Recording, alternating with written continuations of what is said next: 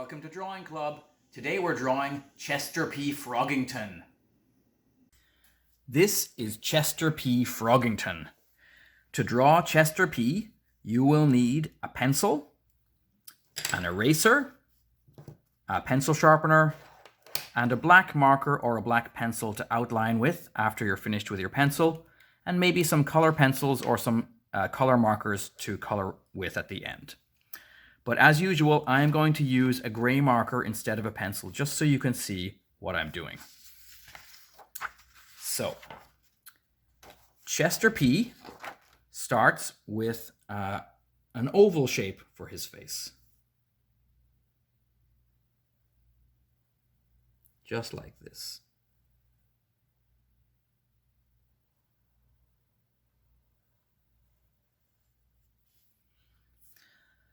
For his eyes, we can make a curving bump coming out of his head like this, and then another smaller one inside to show his happy looking eye, like that.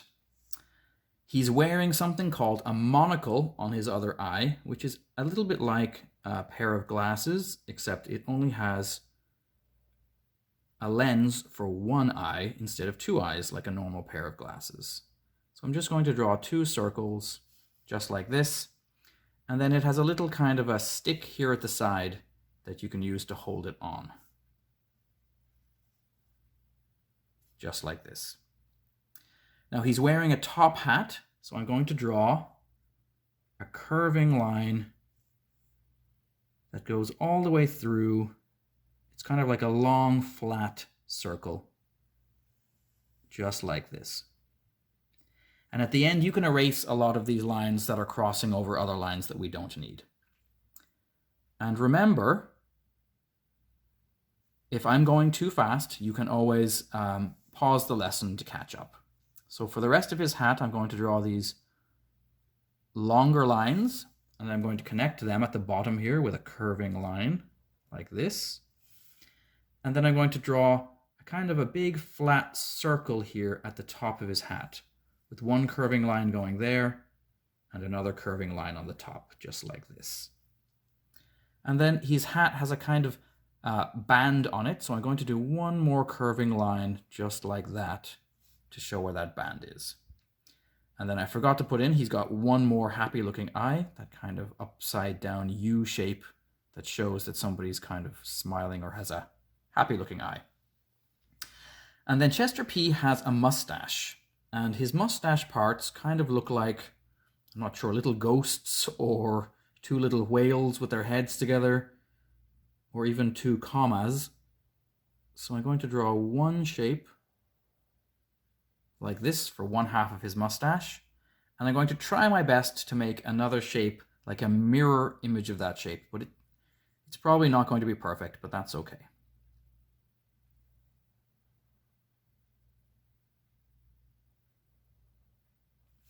Well, they don't look exactly the same, but it's not too bad. Okay, so for Chester P's body, I'm just going to draw a kind of a long circular shape there at the bottom. And then this is a little bit like a long time ago when we did Fiona the Fox. We put the front legs with two almost straight lines there, and then a frog has webbed feet, so I'm going to draw these little kind of zigzaggy lines at the bottom of the leg to show the foot, and then the same on the other side. Two long lines for the leg and then for the foot. Kind of like, imagine if you've ever seen the flippers that people sometimes wear when they swim or go scuba diving. It kind of looks like that. And then also a little bit like Fiona, it's almost like a half heart shape for the back legs. We come up and then back in again like this. And then again, much bigger flippers here. So a straight line, a zigzaggy line, and then one more straight line to finish the foot like that. And then again on the other side of that sort of heart shape, and then a long straight line for the top of the foot, the little zigzaggy line there, and to there. And that's all we would need to do with our pencil. So you can put your pencil away and take out your outliner marker. Now this is where I'm not going to outline all of these lines because some of them I don't need. And so you would want to erase some of these lines when you're finished your drawing. So try to pay attention to which lines that I outline and which lines that I do not outline. Okay, so I'm just going to start by outlining the top of his eye. Now, frogs are a special kind of an animal called an amphibian. And an amphibian is called an amphibian because it has two parts of its life. In one part of its life, it lives underwater, more like a fish, and then in another part of its life, it lives on land. And so, you probably already know this, frogs start out their lives living in the water. When a mother frog lays her eggs in a pond, and then they hatch. I have an egg example right here at the side. There is a frog's egg, so she lays one of these in the pond, and it hatches, and it turns into a little creature called a tadpole. And a tadpole actually has gills, the same as a fish has gills. And that is what lets it breathe under the water and take oxygen out of the water. But over some time, slowly that tadpole starts to change. It's something called metamorphosis, which just kind of means a change in the body. And so at the beginning, it has this tail. It swims around under the water, and it eats little things under the water. And then over time, it grows these little frog's arms and legs and starts to grow more of a frog face, but it still has that tail. And finally, the tail slowly shrinks until it disappears. And then the frog comes out of the water and starts to live on the land. And last year, my students in my grade 6 class, they caught some frogs, and that's where this name comes from, Chester P. Froggington. That was the name that we gave one of the frogs that we had that was living in my classroom last year. And so it was a chance for us to look at the frogs every day and learn a little bit about how they lived. And we fed them a special kind of frog food that we were able to buy at the supermarket.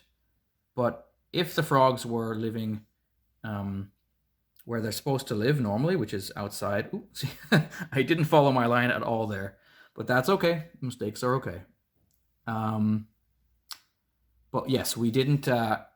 If the frogs were living in a pond or near a pond where they would normally live, they would actually catch insects. They eat all kinds of different insects, flies and dragonflies, and they can catch them with their long tongue. A frog has a long tongue that's very sticky, and it can shoot out of its mouth and catch those insects it likes to eat. And frogs also have very good eyes and very good hearing, and that helps them to catch the insects that they need to eat.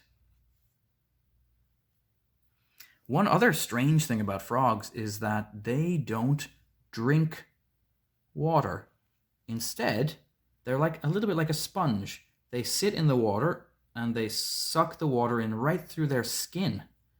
And that's why it's important for frogs to stay wet. Frogs are not able to be away from water for very long because that is how they drink, right through their skin. One great thing about frogs is that they eat a lot of mosquitoes.